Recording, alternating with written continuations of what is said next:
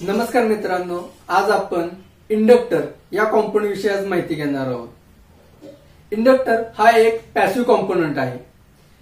हा electronic circuit मध्ये use होताना आपण पाहिला असेलच. भरपूर साऱ्या सर्किट्स मध्ये आपण पाहू शकता की इंडक्टर कशा प्रकारचे दिसतात. वेगवेगळ्या टाइप्स मध्ये एअर कोर इंडक्टर आहेत, फेराइट कोर इंडक्टर आहेत. अशा वेगवेगळ्या टाइपचे इंडक्टर आपल्याला पाहायला मिळतात. तर हा इंडक्टर कसं काम करतो व त्याचं नक्की कार्य काय आहे हे आज आपण जाणून घेणार आहोत. इंडक्टर हा एका कॉइलचा बनलेला असतो. म्हणजे काय तर एक तार आहे किंवा एक वायर आहे, तिला आपण सर्क्युलर शेप मध्ये गुंडाळलेला आहे व त्याचे दोन टर्मिनल्स काढलेले आहेत. अशा टाइप मध्ये आपल्याला इंडक्टर पाहायला मिळतो. तर हा इंडक्टर काय करतो तर इलेक्ट्रिक एनर्जीला मॅग्नेटिक फील्ड मध्ये स्टोअर करण्याचं काम करतो. काय करतो तर एनर्जीला मॅग्नेटिक फील्ड मध्ये स्टोअर करण्याचं काम करतो. पण हा इंडक्टर सर्किट मध्ये कशा प्रकारे काम करतो हे आज आपण जाणून घेऊयात. त्यासाठी काय केलंय की मी एक पंप सेक्शन काढलेला आहे. सेम त्याचबरोबर एक इलेक्ट्रिक सर्किट ही इथं काढलेलं आहे. तर इथे काय होतंय की आपण एका पंप सेक्शन मधून एक पाईपलाईन घेतलेली आहे व या पाईपलाईन थ्रू आपण पाणी सप्लाय करतोय. तर इथे काय होतंय, ज्यावेळी या पंप सेक्शन मधून पाणी येतंय त्यावेळी हे पाणी काय होतंय तर या दोन पाईप मध्ये विभागलं जाते. म्हणजे इथे या दोन पाईप मध्ये ते काय होतंय डिवाइड होतंय. तर डिवाइड होताना काय होतंय तर पहिल्यांदा हे पाणी या पाईप थ्रू रिड्युसर थ्रू पंपकडे वाहत आहे. म्हणजे याला आपण काय म्हणू शकतो इलेक्ट्रिक भाषेमध्ये क्लोज लूप म्हणू शकतो. की हे सर्किट पूर्णपणे असं वाहतंय. सेम इथे जसं की बॅटरीला आपण ज्यावेळी सप्लाय देतोय, बॅटरीमधून सप्लाय देतो त्यावेळी काय होतंय तर इलेक्ट्रॉन्स इथे, कारण इथून दोन विभागात डिवाइड होतंय. सेम जसं की इथं सांगितलं त्याप्रमाणे इथे दोन विभागात डिवाइड झालेला आहे व पहिल्यांदा तो बल्ब थ्रू पुन्हा बॅटरीकडे जातोय. म्हणजे हे काय होतंय क्लोज लूप. जसं इथं सप्लाय या पाईप थ्रू पंपकडे जातोय, सेम त्याचप्रमाणे बल्ब थ्रू इथे करंट पुन्हा बॅटरीकडे जातोय. तर या दोन कंडिशन मध्ये काय होतंय तर क्लोज लूप मध्ये तो यूज होताना दिसतोय सर्किट. तर आता काय होतंय इथे जसं की पंप मधून जेव्हा पाणी येते तेव्हा हे दोन विभागात डिवाइड होते.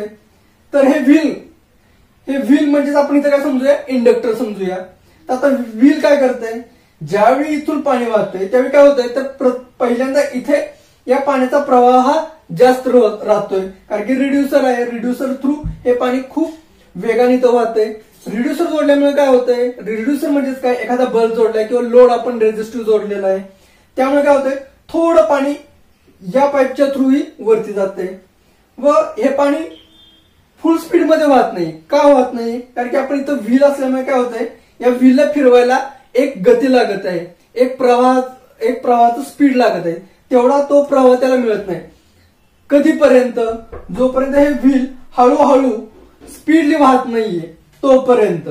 ज्यावेळी हे व्हील पूर्ण स्पीडने व्हायला चालू होईल त्यावेळी काय होणार आहे की रिड्युसर थ्रू वाहणारं पाणी आहे बंद होणार आहे आणि या व्हील थ्रू हे पूर्णपणे व्हायला लागणार आहे. म्हणजे इथून जे हा पाण्याचा प्रवाह आहे हा पूर्णपणे स्टॉप होऊन जाईल इथपर्यंत व हे पाणी पूर्ण या स्पीडने इथून व्हायला लागेल व हे पुन्हा पंपकडे जाईल. सेम त्याचप्रमाणे या इलेक्ट्रिक सर्किट मध्ये होताना आपल्याला पाहायला मिळणार आहे. बॅटरीतून वाहणारा करंट आहे हा जो रेझिस्टिव्ह लोड आपला बल्ब आहे याच्या थ्रू वाहण्याऐवजी तो हा इंडक्टर थ्रू व्हायला सुरुवात होणार आहे. स्लोली काय होणार आहे तर मॅग्नेटिक फील्ड जनरेट होणार आहे. जसजशी मॅग्नेटिक फील्ड वाढेल तसं त्याच्यातील एनर्जी स्टोअर होईल व तो पूर्णपणे या शेप मध्ये म्हणजे या वायर थ्रू बॅटरीकडे वाहणार आहे. हे आता आपण पाहू शकता. जसं की हा सप्लाय इथून पूर्णपणे व्हायला चालू होणार आहे व हा इंडक्टर ऑन होईल. पण आता काय होतंय की हा इंडक्टर काय यूज करायचा सर्किटमध्ये, ज्यावेळी हा इलेक्ट्रिक सप्लाय पूर्णपणे बंद होईल त्यावेळी काय होणार आहे की हा सप्लाय पूर्णपणे स्टॉप होणार आहे व हा रेझिस्टिव्ह लोड तर्फे इथून काय होणार आहे, इलेक्ट्रिक सप्लाय आहे हा इथे स्टॉप होईल किंवा या पंप मधून वाहणारं पाणी आहे हे काय होणार, पूर्णपणे बंद होणार आहे. आणि बंद झाल्यानंतर काय होणार आहे की हे पाणी पंपकडे जाण्याऐवजी हे व्हील पासून पुन्हा रिड्युसर थ्रू या लूप मध्ये फिरत राहणार आहे, या लूप मध्ये फिरणार आहे. सेम इंडक्टर मध्ये तसं होणार आहे. इलेक्ट्रिक करंट जो आहे तो काय होणार आहे, बॅटरीकडे जाण्याऐवजी तो पूर्णपणे इथे या लूप मध्ये फिरताना आपल्याला दिसणार आहे. कधीपर्यंत दिसणार आहे, जोपर्यंत हे व्हील स्लो होत नाही किंवा पूर्णपणे बंद होत नाही तोपर्यंत हे पाणी काय होणार आहे, या लूप मध्ये वाहत राहणार आहे.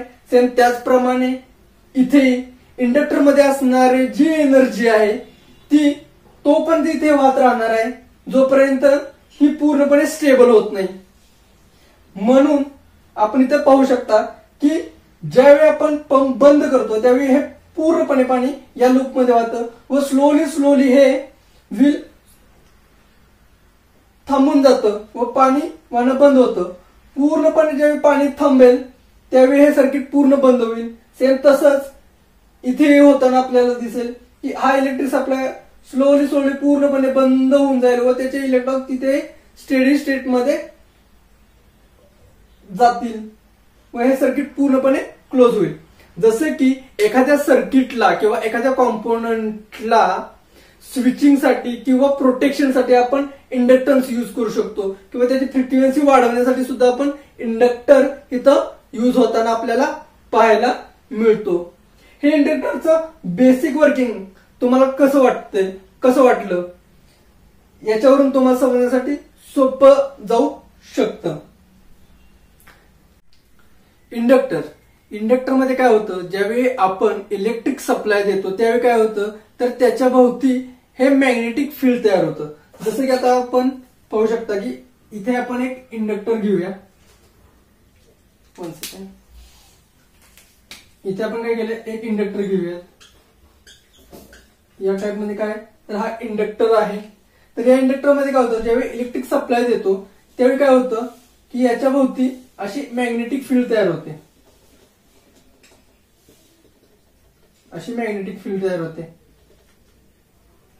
कशी, जशी की एखादी चुंबकाची पट्टी घेतलेली आहे आपण, चुंबकाची पट्टी घेतली आणि त्याच्यावरती काय केलंय आपण तर लोखंडाचा चुरा टाकलाय. लोखंडाचा चुरा टाकल्यावर जसे वलय तयार होतात, जसे असे वलय तयार होताना आपल्याला दिसतात, सेम त्याप्रमाणे इंडक्टर मध्ये आपल्याला मॅग्नेटिक फील्ड तयार होताना दिसते. सेम त्याच प्रकारे व या इंडक्टर मध्ये जसं आपण जास्त सप्लाय देऊ तसं काय होतं की इथे काय होतंय की इथून आपण वायर अशी, सॉरी हे असं आहे,